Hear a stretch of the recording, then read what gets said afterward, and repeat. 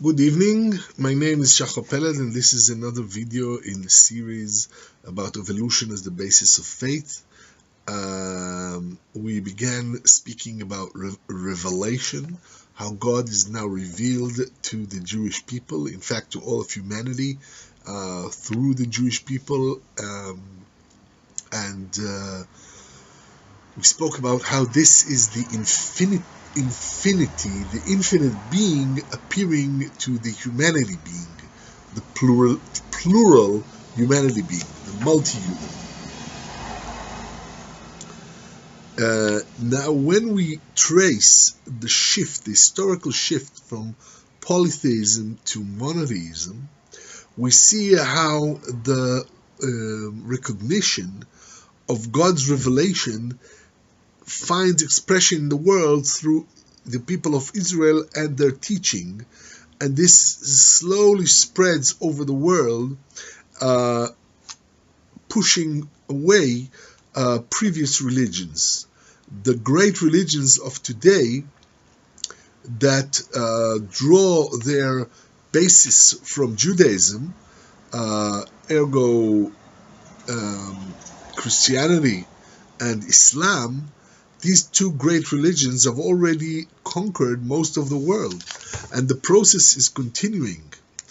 And the development of religions is a central part of human cultural evolution. And the more this progresses, so does faith become more and more pure, more and more coherent, especially since science has begun to disperse the fog that lay over human perceptions through religions that were not sufficiently aware of the perfection that God is bringing into the world through evolution and through the humanity being that will embody freedom of consciousness, freedom of being, in fact. So now, when science is slowly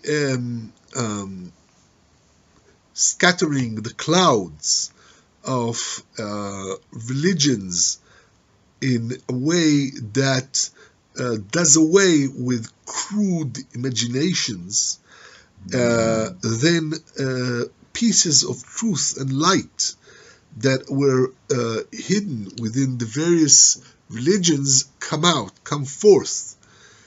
For all of these truths that lie in all religions are all come from the divine.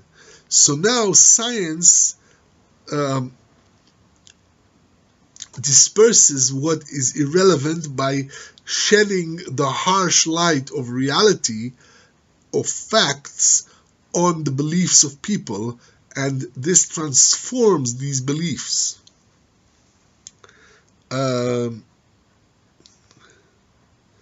The far-reaching influence of the teaching of Israel on the nations is, in fact, a direct consequence of its nature as a tangible revelation of the divine to the humanity being using human language.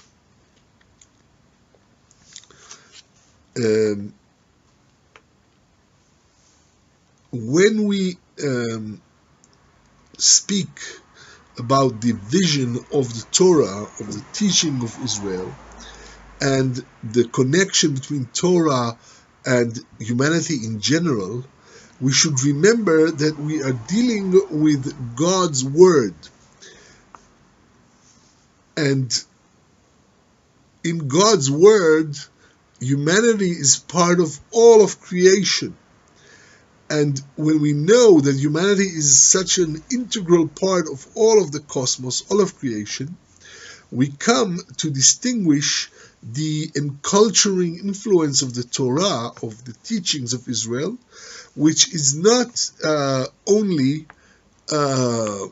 directed to humanity, but to all of the cosmos. And it focuses humanity in a crystallized form. And then we can see that the Torah, this revelation of God to the Jewish people, is like the soul of civilization. It's the very basis and raison d'etre of the development and upgrading of human civilization that is in constant and firm contact with the soul of the divine, that is the very essence of man, because of the God's image that is within him. So what Rabbi Kook here says is that that man's soul, this immanent divinity that has been creating the world, now comes to fruition in the appearance of humanity and the appearance of language and the humanity being.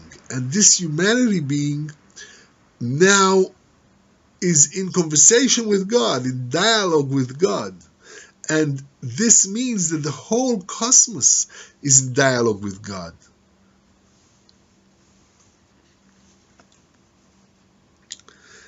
It is not Israel or the Jewish people's purpose to contribute religion to the world.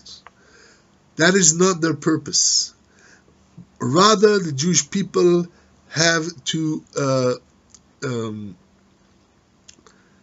create a model, to show an example of complete social and cultural unity that elevates humanity to the very peaks, the very heights of the prophecies that speak of national unity and pan-human unity that can bridge between the infinite perfection to infinite perfecting.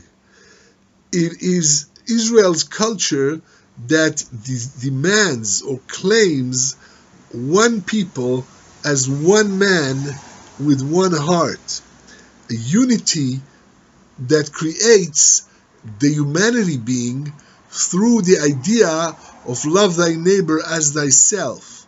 It is a unity that comes from a love of the nation, that comes from a love of God, from the divine, from the desire to become bonded with the divine.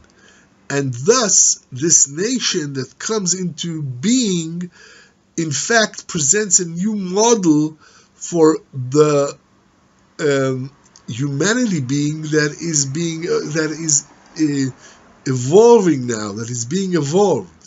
So the Jewish people do not come to teach religion. They weren't created to teach religion the way the great religions of Islam and Christianity perceive Judaism, that it is like a crucible of religion and they take the bits they want and they create their own from what they take. No, because the Jewish people in themselves are an example. They should be an example of a nation that is unoppressive, of a humanity being that liberates the individuals and the entire civilization, that maintains its identity in a way that preserves also the identity of the individuals. And this is what Judaism is about. It's about a nation that manages to bring to fruition the potential of the humanity being, the potential of perfection, and thus create a model for all of humanity to not to emulate, but to learn from and to develop with. Because once humanity is freed of religion, through the laws of Noah, then there's no need to be involved in the rituals that are strangling humanity. Now humanity can be free and model its national identities. The humanity beings that are being created all over the world can take the people of Israel as a model of creating a balance between the individual and the national, between the humanity being and those that comprise it.